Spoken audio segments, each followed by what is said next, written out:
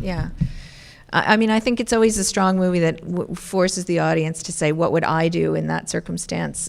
Did you find yourself asking those questions when you were first reading the script and this story? Do you need to place yourselves in a certain place in the story to be able to, how much thinking of that did you guys find yourselves doing in the course of making this, I guess is what I'm asking. Do you want to start? I suppose you think those things, I mean, it's only natural, but it's kind of like somebody runs out of a store and they've grabbed somebody's handbag.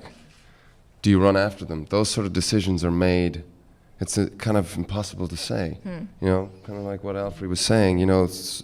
It's times like that are scary. It's like, if Ford had stood up, like he said, his entire family would have gone down the drain. He would have, his life would have been a mess. It would have been over. I mean, I don't know. I mean, what I tried to do is try to facilitate the character.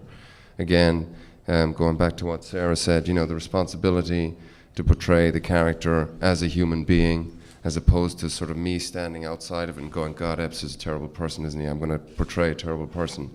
I've got to try and understand him. I've tried to get under his skin and do it to the best of my ability.